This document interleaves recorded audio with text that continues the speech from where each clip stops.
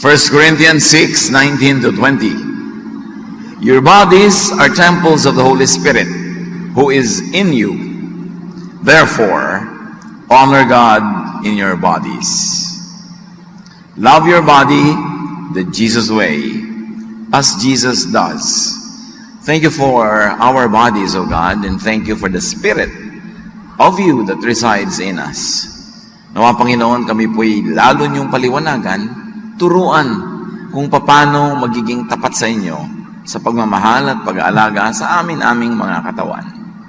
Teach us, Father, how glorious this activity is and how glorifying to you that we take care of the temple of the Holy Spirit.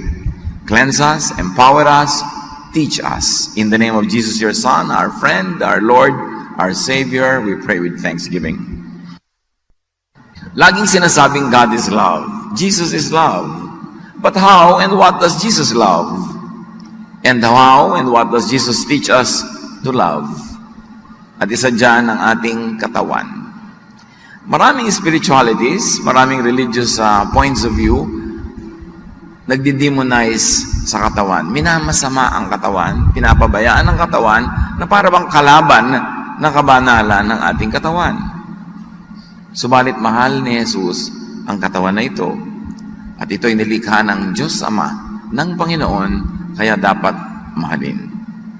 Mark 6:31, subalit napakaraming taong dumarating at umaalis at hindi na nga nila makuhang kumain. Kaya't sinabi ni Jesus sa mga alagad, magpunta tayo sa mataong lugar upang makapagpahinga kayo ng kaunti. This is ministry.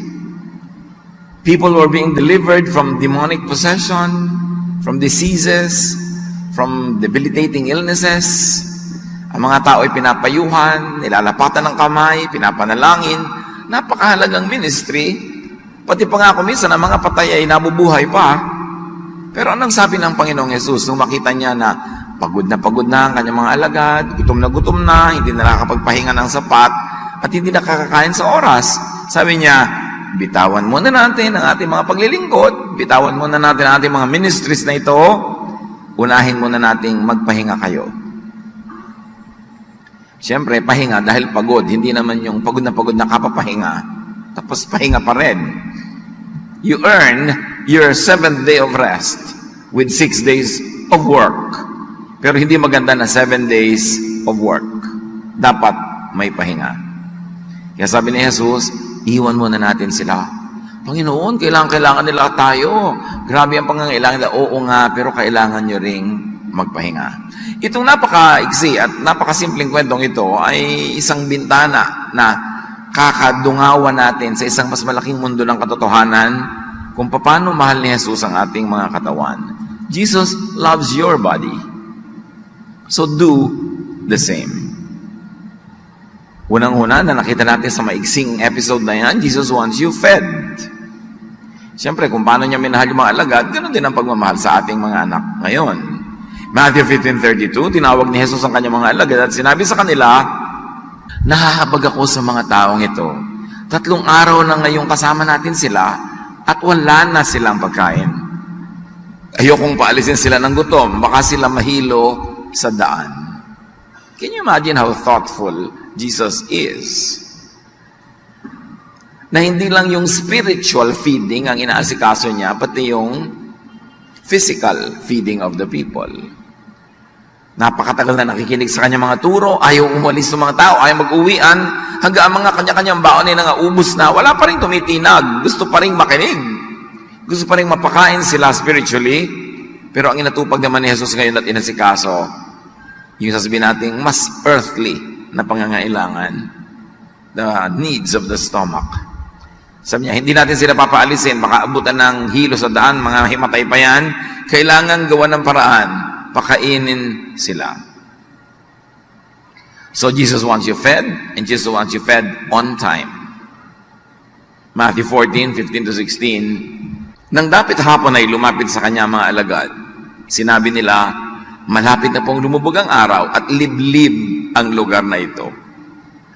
Papuntahin na po ninyo sa mga kalapit na nayon ng mga tao upang makabili ng kanilang makakain. Yung mga disciples, gusto na nilang dispatchahin yung mga tao. Kanya-kanya na lang kayo solusyon, gumawa kayo ng paraan, nagugutom kayo. Hindi na sila kailangang umalis. Sabi ni Jesus, bigyan nyo sila ng makakain. So while the disciples wanted out of the responsibility of having to feed them, Jesus said, no, nobody leaves. Pakainin sila. John 21:9, 12 to 13, pagkaahon nila sa pampang ng mga disipulo na nangisda, nakakita sila roon ng isdang inihaw sa nagbabagang uling at ilang tinapay. Hali kayo at mag-agahan kayo, sabi ni Jesus. Lumapit si Jesus, kinuha ang tinapay at ibinigay sa kanila. Ganon din ang kanyang ginawa sa isda. Ito ay matapos ang Panginoon ay bumangon na wala sa kamatayan. You would think that He would be very, very focused on heavenly issues, highly, purely spiritual matter.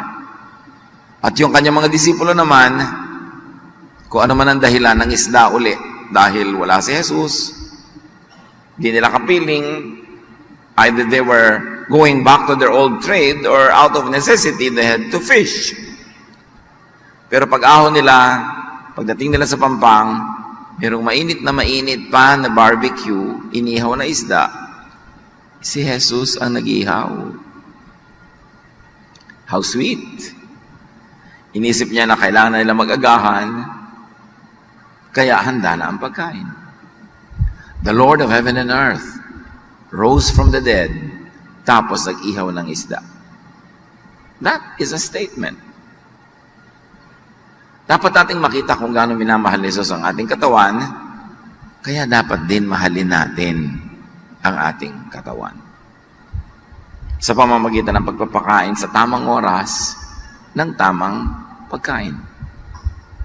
Kung minsan ay sobra tayong nalilibang sa ating trabaho, sa ating ginagawa, o sa ating kung ano-ano man, tapos ginugutom natin yung katawan, hindi yun God-glorifying. Yung sobrang pagdidyeta na wala ng katarungan, nagdusa na yung katawan, hindi rin magandang gawin yan, lalo't hindi under proper medical advice. Maraming dahil sa pagpapabaya sa kanilang pagkain at inumin ay nahihimatay o namamatay o nagkakaroon ng mga serious damages sa katawan. Bihirang isipin natin na ang katawan ay isang banal na bagay sapagkat ito ay nilikha ng Diyos at ito ay tinitirhan ng Espiritu niya. Matthew 12:1, isang araw ng pamamahinga, dumaan sina Jesus sa triguhan o taniman ng trigo. Nagugutom ang kanyang mga alagad noon, kaya sila'y kumuha ng mga butil ng trigo at kumain yon. In-emphasize Sabbath day. So, hindi sila pwedeng mag-ani, hindi sila pwedeng pumitas kahit anumang butil, pero dahil nagugutom sila, ay pumitas sila at hindi sila sinaway ni Jesus. Kasi nagugutom sila, dapat silang kumain kahit Sabbath. Hindi siyempre papayag ang mga spiritual leaders, ang mga religious leaders of Israel sa ganon. Sa kanila, mahalaga yung Sabbath. Magutom ka na kung magugutom, Sabbath ngayon. Pero hindi. Pinayagan sila ni Jesus. Sabi niya, Sabbath was made for man, not man for the Sabbath. But Sabbath should benefit you. The observance of the Sabbath should benefit you. You should not serve the Sabbath itself to the point of suffering. So Jesus wants you fed also in time. Not only on time, but also in time. Yung swak sa pangangailangan, yung parang tiyempong-tiyempo, kung anong pangangailangan.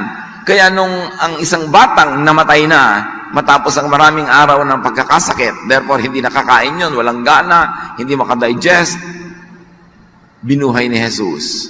Pagkabuhay ng bata, matapos ang isang grand, earth-shaking miracle, Mark 5:43, iniutos niyang bigyan ng makakain ang bata. The greatness of a deed, of an act, does not eclipse the little details that Jesus is focused on and that is feeding this famished little girl.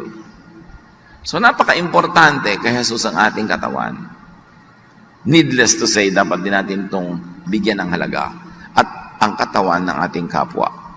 Kung tayo ang employer, tayo ang mayroong kapangyarihan, mayroong influensya, dapat tayo ating mga tauhan. We make sure that they are able to eat on time, eat properly, eat correctly, na hindi ang tingin lang natin sa kanila is spare part ng makinarya for our production. Because this is stewardship. Bawat tao na ibinibigay ng Panginoon under us, under our influence, our power, whatever power that is, corporate power, political power, financial power, ay isang pananagutan natin sa Diyos. So tayo, eat, drink well. If Jesus would take care of that, therefore that is not too small for us to take care of. And Jesus wants you supplied with good food and drink. Not just food, good food. Isang panukatan ng mga kabanalan ng araw ay yung gutumin mo ang sarili mo, mag-ayuno ka na mag-ayuno na mag-ayuno. Pero napansin ng mga religious leaders ng Israel, si Jesus at ang kanyang mga alagad ay hindi nag-aayunong masyado. Sa katunayan, minsan lang nabanggit na nag-ayuno si Jesus, yung sa temptation. Luke 5:33, may ilang namang nagsabi kay Jesus ng ganito, ang mga alagad ni Juan ay malimit mag-ayuno at manalangin, gayon din ang mga alagad ng mga Pariseo. Subalit ang mga alagad mo ay patuloy sa pagkain at pag-inom. Napansin nila, habang ayuno ng ayuno yung mga disciples ni John at ng mga Pharisees, ang mga disciples ni Jesus, kumakain sa oras at umiinom at laging nasa mga handaan at nagsasaya, and they enjoy food and drink. And we must never forget that the first miracle of Jesus was turning water into wine. Again, that's a great statement. Bakit hindi ang first miracle niya ay nagpalakad ng lumpo, bumuhay ng patay? Bakit hindi isang napakadakilang bagay, nagpalayas ng mga masasamang espiritu? Tubig, ginawang alak. Yun lang, paghihimalaan pa? But it's a statement. Sa hirap ng buhay ng mga tao nung araw, bihirang-bihira silang makakain ng masarap na pagkain at makainom ng masarap na alak. Kasi 99% ng mga tao noon, mga dukha. Lahat ng paghihirap nila para lang sa mayayamang may-ari ng mga lupa at sa mga matataas na opisyalis ng gobyerno at templo. Yung mga hayop nilang pinapataba, ino-offer pa nila sa temple. Sinong kumakain ng mga yon? Eh di yung mga pare. Konti lang naman yung sinusunog dun ng mga portion. Yung mga iba na, lagi na lamang na pagkain yun ng mga pare. Kaya nga ang utos, laging the best parts ang i-offer mo. Eh sila yung kakain. Ang mga tao, bihira na makakain na masarap. Ganun na lang ang pagmamahal ni Jesus sa mga tao na kinailangan niya maghimala para huwag maputol agad yung party. Siyempre, wala nang wine, uwian na. Wala pang nanalo, uwian na. So sabi niya, kailangan ituloy na rin ito. Of course, Mary suggested, sabi niya, they have no more wine. It was a very strong suggestion. This fun will be cut short. The happiness will be cut short and they will have to go back to their horrible, mundane existence. Balik na naman sila sa mga back-breaking work nila until the next wedding comes along. At that was not too small for Jesus to do a miracle.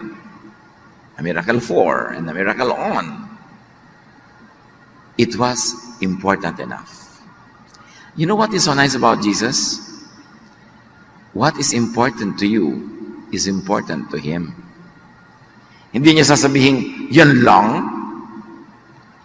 Kumisan nga, asawa mo, natatakot ka sa daga. Sasabihin, yan lang. Nakatakot ka na. Pero kung kay Jesus, natatakot ka pala, naiintindihan kita. Hindi ko mamaliitin ang takot mo. Napapagod ka pala, pagpapahingahin kita.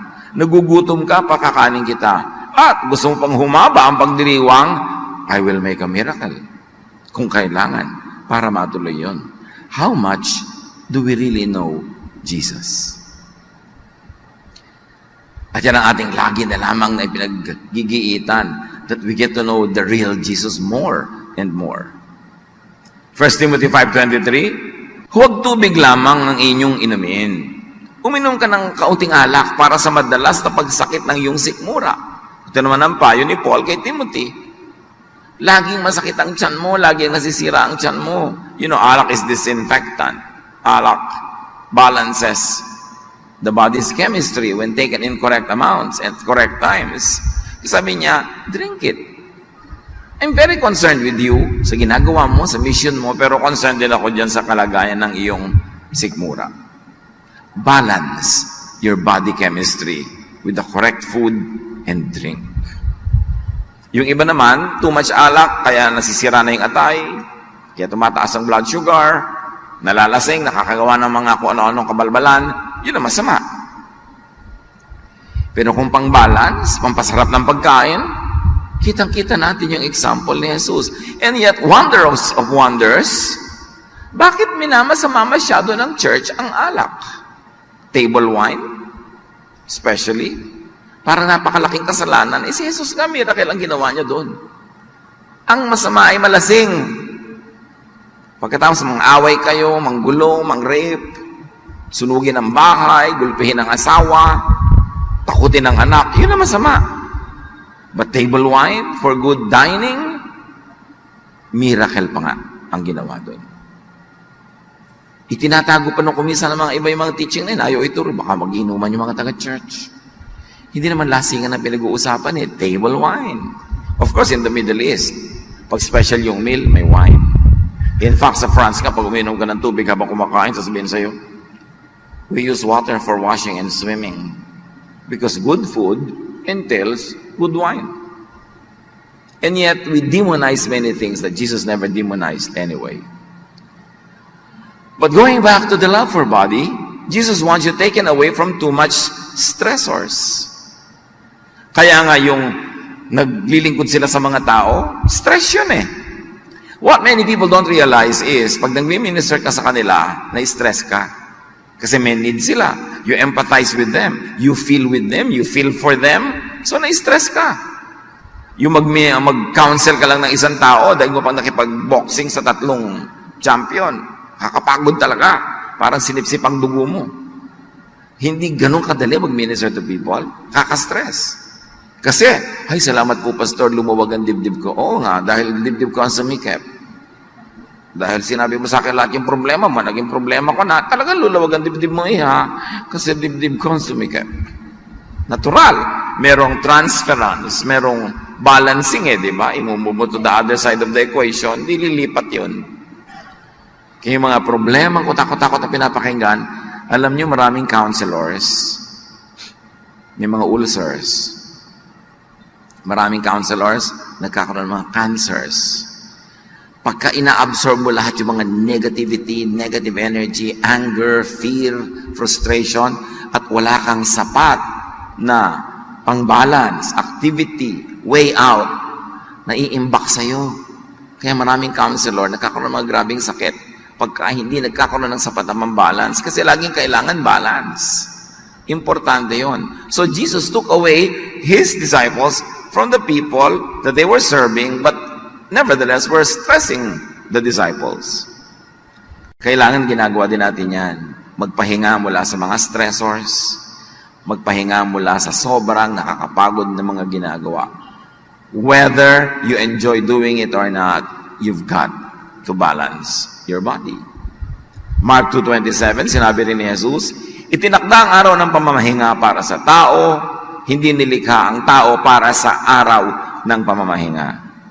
So, hindi nyo boss yung Sabbath, servant nyo yun. Use it as you like it, and if you choose not to use it, it's your option. Hindi obligasyon. Samantalang naging obligasyon na yon sa mga Israelita. And take away, Jesus wants you taken away from too much stressors, even from ministry.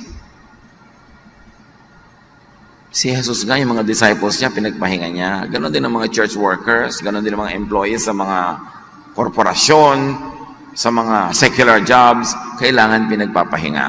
At hindi ko man naglilingkod sa ministry, sa church, wala nang pahingahan, kahit stress na. Kita natin yung example na binigay ni Jesus. Kaya tayo man, bibigyan natin yung ating mga workers ng pahinga. Huwag tayo lagi maging stressor. Pwede naman na hindi na muna tayo magpa-problema sa kanila ngayon.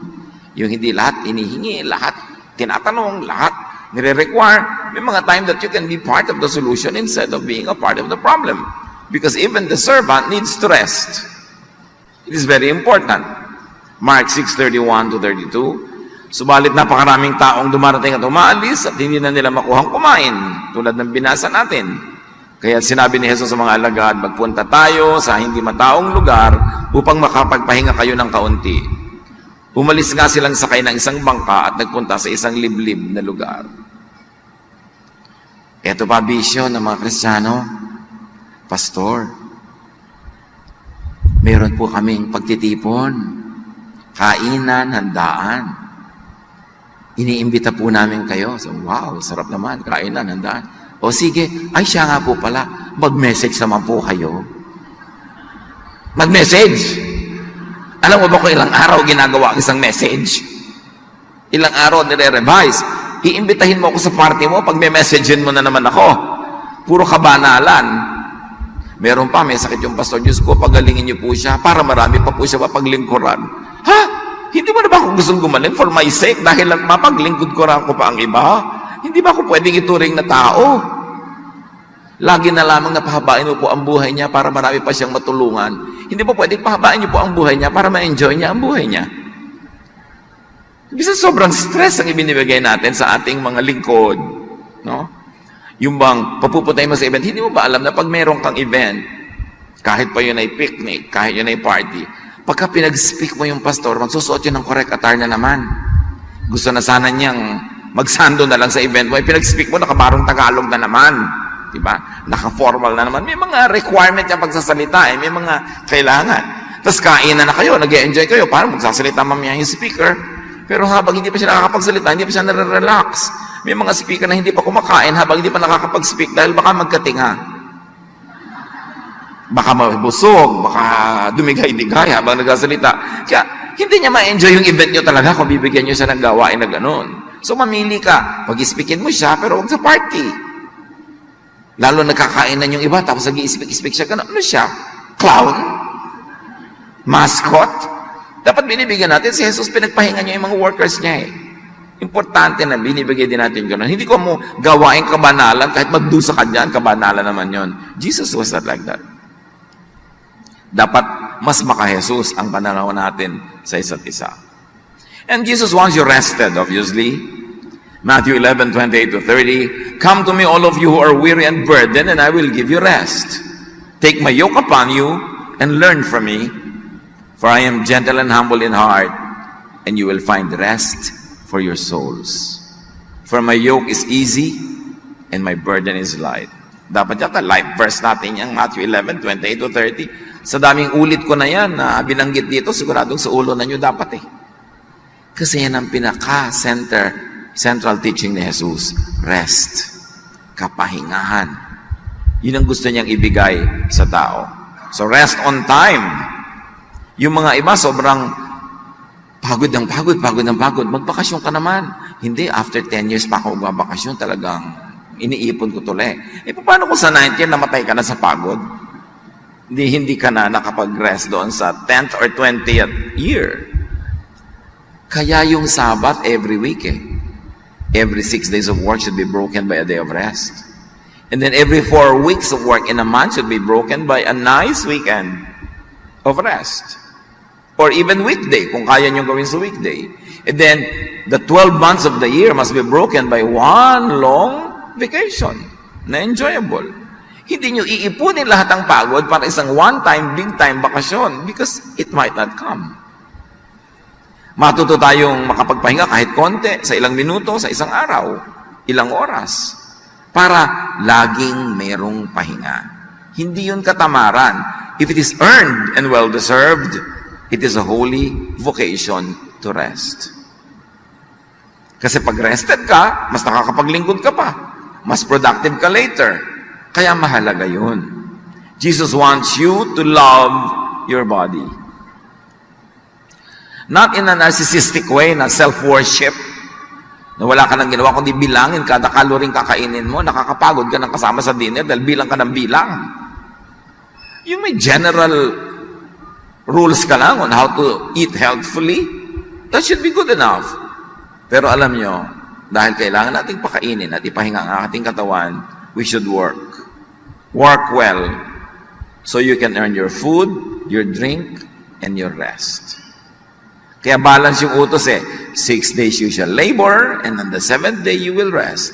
Ibig sabihin, by the 7th day, you would have already earned what it takes to rest and to feed yourself every day in the following week.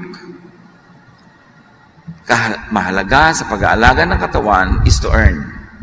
Because you need food, you need drink, you need medication, you need vacations, you need clothes, you need everything, and you've got to earn it.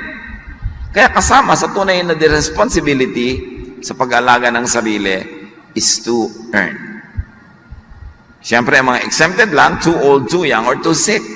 But if you're none of those, make a living so that you will deserve your vacations and you will earn your food. And balance your work with rest and eating and drinking. Yan ang mga laging sinasabi ni Solomon.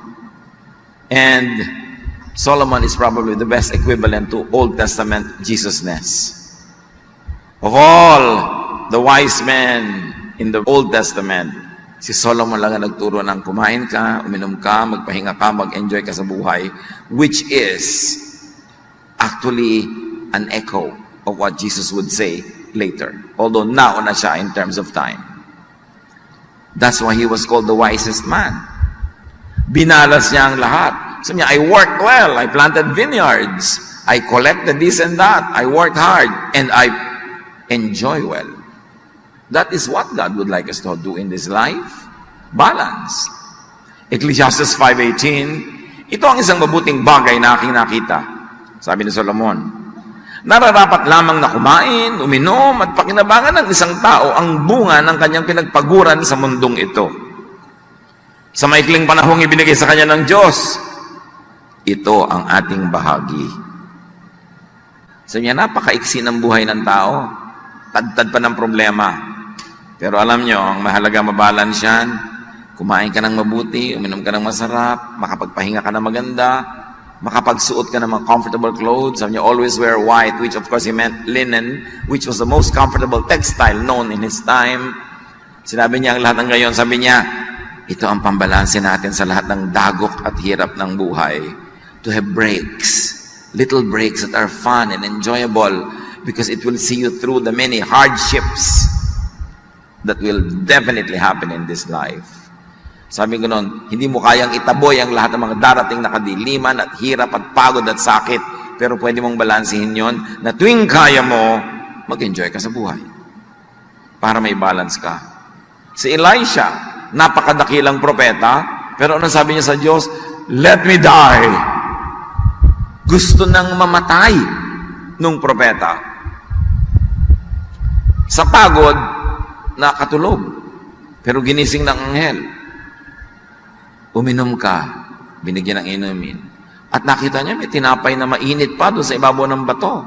Kumain ka, sabi ng anghel, nasobrahan ka sa pagod. So kumain siya, uminom, natulog. Nagising uli, pinakain, pinainom, natulog. Nung magising siya muli, gusto na naman niya mabuhay. Naglakad siya ng 40 days na naman. Nagtrabaho siya ng kotakot-takot. Ayaw na niyang mamatay. Yung palang gusto niyang mamatay, gutom lang. Kaya pagka gusto mong mamatay, gusto mong tumalon sa tulay, gusto mong paipit sa tren, na namatay ka sa tetano ng tren, ano? Dahil kinakalawang ang mga tren. Slow death yon. Kasing slow ng tren. So, huwag na lang. Mas mahirapan ka pa. Yung mga gusto nang gumawa na wasakin ang buhay niya o huwag nang pahabain ang buhay, madalas yun, sobra lang pagod. Sobrang gutom. Naiiba pag kumain ka na. Alam nyo, body chemistry can change the way you think. Our brain is chemistry. Our blood is chemistry. Kaya nga, di ba, nakikita nyo sa mga pelikula, biglang may ipapaamoy doon sa babae nagdadaan, tulog siya agad, kaya siya nagagahasa. Kasi pag pumasok sa ilong mo, pasok sa brain mo, it affects your whole brain. Kaya dapat ang inaamoy mo, yung mga mababango, yung mga magaganda, nakakagising, nakakatulog kung gusto mo magpahinga, may effect yun. Pero ang importante, feed yourself with what your body needs. Kaya mahalaga yung ang naaamoy mo, makakalimuyak, hindi mababantot. Kaya yung mga tao sa mga lugar na sobrang siksikan, sobrang miserable, awayan ng awayan sa kaliit-liitang bagay. Yung nawawala lang na hairpin, pag-aawayan yon. Kasi magugulong isip kasi ang naaamoy hindi mabango. So, inaamoy mo mabango, inaayos mo ang buhay mo bilang pag-aalaga na yung katawan. Because what you see, what you smell, what you touch, what you taste, affects your thinking. Importante. So, ask yourself, pagod lang ba ako? Kaya walan ako ng gana sa buhay? Pastor, gusto ko na pong hiwalayan ang asawa ko. Teka, mag-picnic muna kayo, kumain muna kayo, magbakasyon kayo. Nung ginawa, gusto pang hiwalay? Hindi na po muna. Kulang lang pala sa saya. Nung nakiliti ng konti, ayaw na uling humiwalay. Kulang lang sa kaligayahan. Kaya kailangan binabalansi mo ang buhay. Huwag kang gumagawa agad ng mga pasya pag ikay pagod at gutom. Malamang pagsisisihan mo yun. Jesus wants you to love your body, so love and take care of your body and do it yourself. 2 Corinthians 7:1, alisin natin sa ating sarili ang lahat ng nagpaparumi sa ating katawan at sa ating espiritu. So mga pollutants, toxins, mga pagkain may mga preservatives. Kung yung baka, 7 taon ng patay, nasa loob ng lata, hindi pa nabubulok, may nangyari dyan. Kailan pa namatay ang baka? Bakit hindi pa siya bulok? Katulad kaya siya ng bangkay na pinaglalamayan na ilang araw ng patay ay hindi pa nabubulok? Yes! So pag kinain mo yung karne na may preservative, pumasok sa katawan mo yung preservative. Saan ngayon susuot yun sa loob ng katawan mo? Saan siya magtatago?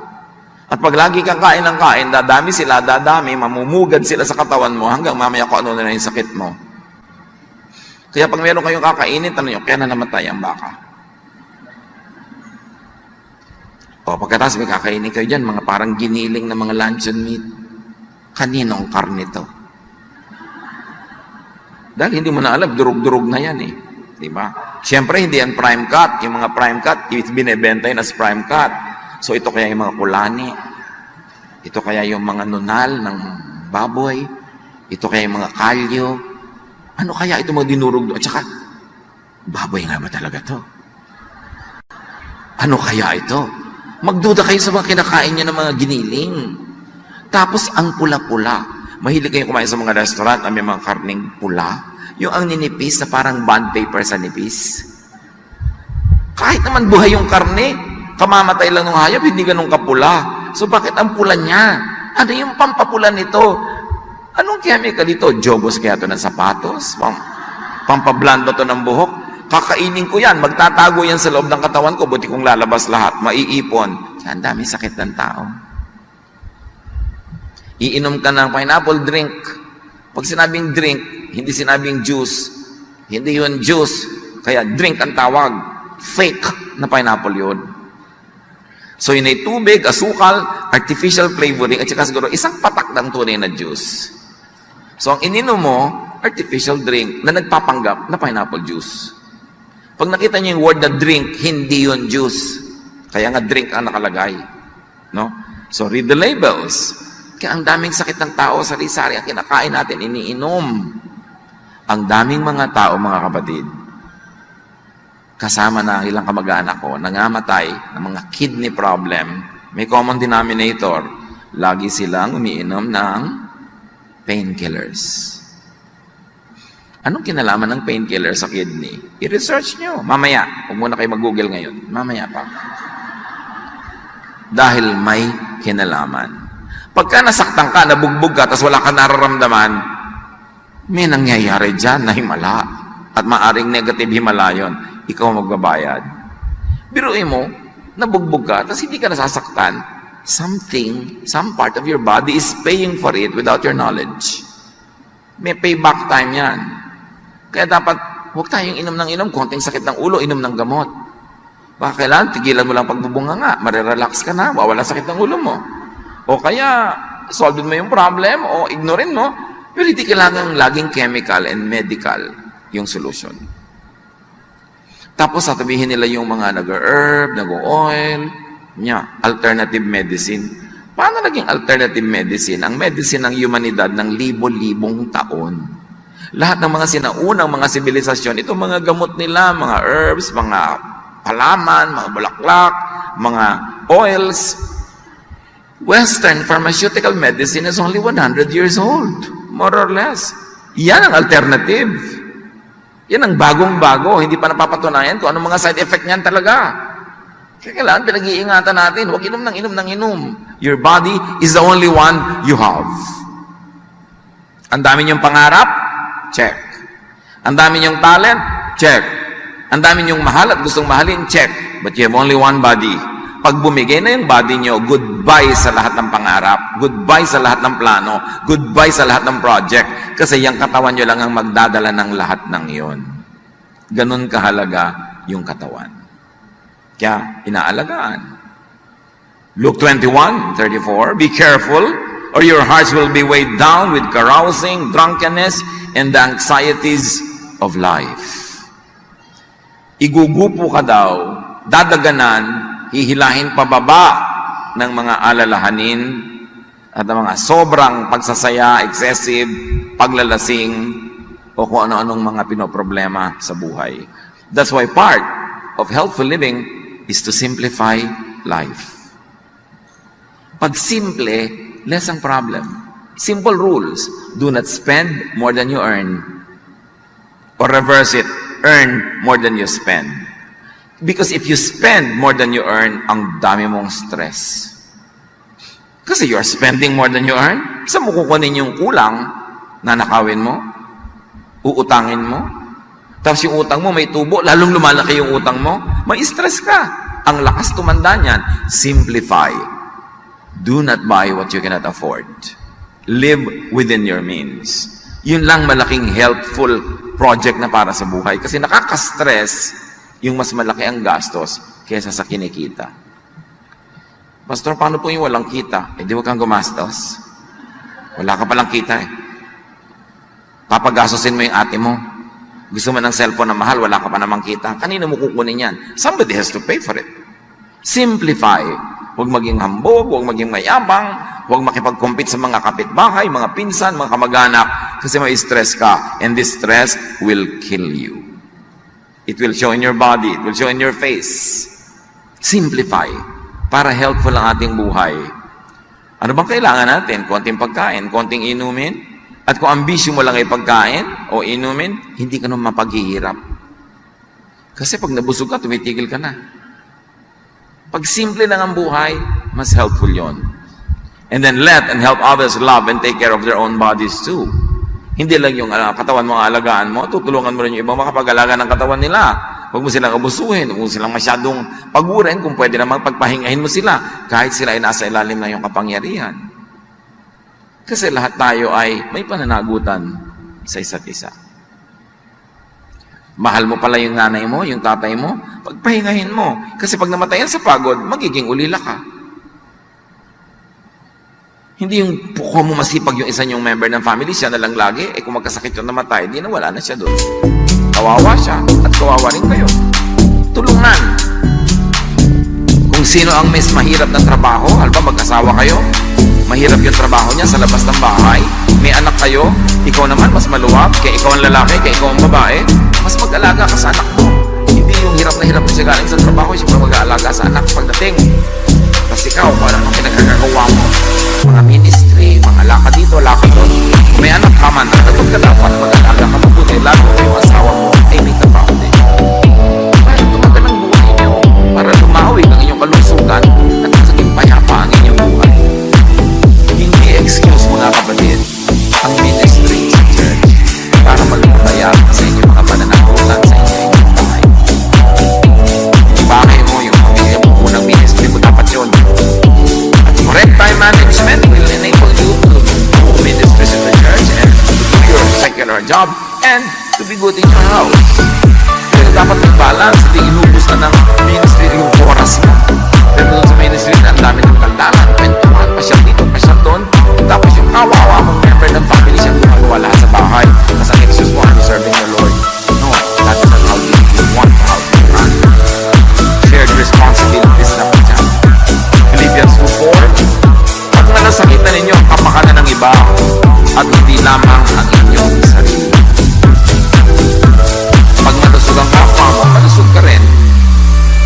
may nagkasakit na member ng family mo, damay ka rin doon. Either ipapagamot mo yon, naalagaan mo, or mawawala na siya ng support sa'yo. May damay at damay na mangyayari. Kaya nagtutulungan ng mga tao, hindi lang para wag madamay, kundi dahil yan ang loving way. Now, helping others get fed, treated and taken care of is stopped in Jesus' agenda. Kaya yung sinasabi niya na sa pagdating ng panahon, huhusgahan lahat ng tao, sabi niya doon sa mga ibahali kayo, nandito ang inyong gantimpala, gutom ako, pinakain nyo, nakakulong ako, dinalaw nyo, nahihirapan ako, tinulungan nyo ako, sabi mga tao, kailan naman nangyari yan? Matthew 25:40, sasabihin ng hari, tandaan ninyo, nang gawin ninyo ito sa pinakahamak sa mga kapatid kong ito, sa akin ito. Lahat ng mabuting ginagawa mo sa kapwa, itinuturing ng Diyos sa ginagawa mo sa Kanya. So pag nanglamang ka sa kapwa, nilamangan mo ang Diyos. Pag tinulungan mo ang kapwa, tinulungan mo ang Diyos at gagantimpalaan ka niya. Proverbs 3:27-28. Employers, do not withhold good from those to whom is due, when it is in your power to act. Do not say to your neighbor, come back tomorrow, and I'll give it to you when you already have it with you. Sa mga employer na magpapasweldo, sa mga taong tutulong sa kapwa, kami ganon, yung pagkainan ng tulong na nangangailangan. Kayong mapapawasan lang na comfort ninyo life and death na para sa kanya yung halaga. At kung may kailangan ng iyong kapwa, meron ka na kung ano pag-intayin bukas. Alam nyo kung bakit yung iba nagpapabukas pa? May pera naman, humihiram ka, sabi bukas na, bumalik ka next week. Kasi pag ngayon din ka nagsabit, ngayon niya binigay, sabi, uy, mapera pala to. Pakidagdagan mo na nga, sister. May abuso na. Kaya yung mga iba, kahit gustong tumulong agad, kukunwari pang, teka muna, maghahanap muna ako, bumalik ka next week. Kasi pagka nakita mo, ang dali-dali pala niyang kumuha doon sa kahon, aabusuhin na. Kaya iba, natutuloy yung gumimik pa. Meron pa nga, pag may umuutang sa kanya, kaibigan, kamag-anak, nahihiya naman siyang maningil, sasabihin niya, teka, wala akong pera ngayon pero ipanghihiram kita. Magkano kailangan mo? Ganun, okay. Kailan ko sasabihin babayaran mo? Pagka nga naman iba yung sasabihan, hindi nakakayang tanongin. Pero kung siya, umuutang sa'yo, sasabihin mo, kailan mo ka babayaran? Magtatampo ka pa. Alam niyo, maraming mga tao tumitigas ang puso dahil maraming abusado. Natututong tumanggi dahil inaabuso. Ang sarap tumulong, ang sarap yung may hinihingi, binigay mo agad kung hindi ka inaabuso. Nabukas, nandyan na naman siya at araw-arawin ka na dahil parang ang dali-dali naman sa'yo magbigay. Meron naman hindi natitigil ang hingaan o utangan. Bakit nga hindi ako tinitigil ang utangan o hingaan? Kasi hindi ka dumadaing. Bigay ka ng bigay. Akala nila ang dali-dali sa'yo. May umutang ka doon, madali lang sa kanya yun. Baliwala sa kanya yun. So yung iba, alam mo, itong ibibigay ko sa'yo, kakainin na namin to kanina Pero ipapahiram ko na muna sa'yo, bukas na kami kakain. May mga drama pang ganun, para huwag naman lagi kang utang ng utang. Kasi pagka yung inuutangan, hindi ipinapakita yung pait at hapdi at sakit na siya yung nagpapautang. Kung minsan, inaabuso na rin. Let us allow people to be kinder and nicer and more relaxed by not abusing them. Then we create an atmosphere of helpfulness at gagaan ang buhay nating lahat. Sa mga nagpapasweldo ng mga manggagawa, Deuteronomy 24:14-15, huwag ninyong ipagkakait ang kaukulang bayad sa inyong mahihirap at nangangailangang manggagawa. Bago lumubog ang araw, ibigay na ninyo sa kanya ang sweldo niya para sa maghapon, sapagkat yun lamang ang inaasahan niya sa buhay. Kapag hindi nyo ibinigay agad at dumaing siya kay Yahweh, iyon ay pananagutan ninyo. Napakaraming turo sa Old Testament na pag pinadaan mo sa Jesus filter, papasa, pwede pang ituloy, ituro pa lahat. Kasi hindi naman lahat ng laws sa Old Testament ay na-cancel ng love of Jesus kasi unloving. Maraming very loving teachings din. Kaya anong gagawin mo doon? Papadaanin mo sa Jesus filter and you say, this is loving. This will pass by the standards of Jesus. Tuloy, ituro, ipamuhay. Pero yung nagkasalang kapitbahay mo, babatuhin mo hanggang mamatay, kita mo na hindi dadaan yan sa Jesus filter. Si Jesus nga, hindi niya ipinabato yung babae. That's why the Jesus filter is very important. And apply it to loving your body and loving other people's bodies the way the body should be loved. Pass it through the Jesus filter. Importante yung standard ni Jesus sa katawan. Maraming churches, mas mahigpit pa kay Jesus. Kaya, babalik ka kay Jesus. Ano ba sasabihin ni Jesus pag ganyan? Ano ipapagawa niya? Mahalin ang katawan. As we have said, it's the only one you have. Huwag masamain, huwag i-demonize ang katawan. Diyos ang may likha niyan. Alam nyo, kahit first century Christianity, laging dinidemonize yung body, yung appetites, yung mga desires, yung mga natural lang na inilagay ng Creator doon. Kasi nung first century, very prevalent ang Greek thought in that part of the world. The Greek thought that promoted hatred for the body, for the physical, and glorification only of the spiritual. But that was not a Jesus teaching. It influenced the Christian church. So hindi lahat ng itinuturo ng Christian church sa nakaraang 2,000 years ay sang-ayon sa katuruan ni Jesus. Kaya dapat ding salain kay Jesus yung 2,000 years of Christian tradition. Marami din doon hindi papasa kasi hindi sang-ayon sa love of Jesus. Ina-invento lang ng mga tao. Siguro kailangan nila ng panahon nila ng sobrang control, sobrang ganong policy, pero hindi yung universal teaching of Jesus. What do you do with all the teachings of the Old Testament? Salain kay Jesus. What do you do with all the teachings of the New Testament and 2,000 years of Christianity? Salain pa rin kay Jesus because Jesus is the standard. Jesus is the way, the truth, the life. In the name of Jesus, every knee will bow, every teaching will bow, every doctrine will bow in heaven, on earth, and under the earth. Kaya mahalaga to put Jesus back into the equation kasi madalas siya yung nawawala. Ang nagiging bunga, nagiging unloving tayo to others, to their bodies, and even to our own bodies. Importante. Why are you still in your body? Because God wants you to be still there. So while you're still in the body, not yet in heaven, then take care of your body. Be thankful for your body. Celebrate what is good about your body. Heaven can wait. Eternity is eternal. It is forever. You have only a few decades of life on this earth. Yung walang hanggan yon. Huwag ka munang pumunta doon dahil nandito ka pa. Sayang yung oras mo dito. Kasi limitado ang oras dito. May itinakda ang Panginoon na panahon at sa panahon na yon, may mga dapat maganap. Hindi yun magaganap kung tayo'y namamatay sa gutom. Hindi yun magaganap kung tayo'y laging nagpapabaya sa sarili o may sakit o kaya ay puro stress. We've got to set ourselves free from those complexities, live simple lives that are affordable so we can focus on what yet is to be focused on in life. Enjoy life because it's a gift from God. It is not a problem to be solved. It is a gift to be enjoyed. And it is part of the divine will. Kung ayaw ng Lord na meron tayong lupang katawan, ba pa tayo binigyan? Kung ayaw niya na nabubuhay tayo dito, dapat kunin na tayong lahat. You have a mission. You have a purpose for being here. Do that well. But for you to do that well, you've got to take care of that body. Because it's the only house of the Spirit. It is the only base from which all your dreams can come home and rest and develop and grow. Take care of that body. It is a holy vocation to do so. Dear Lord, thank you for our bodies. And Lord Jesus, thank you that you love our bodies. As can be seen in the many stories in the Bible. Turuan mo kami na alisin sa isip namin yung Greek hatred for what is physical. But allow us, Lord, to have a balanced look at our bodies because you created this. At nawa sa aming pag-aalaga sa aming katawan ay huwag naming maabuso naman at maagawan ng iba, kundi alagaan din namin sila. At sa pag-aalagaan namin sa isa't isa, matamasa namin ang buhay na ninanais mo para sa amin. Lalo sa mga pamilya, sa mga magkakaibigan, magkakasama sa trabaho, na buhol-buhol magkakahalo ang buhay. Pagbulay-bulayan natin ang mga ito, mga kapatid.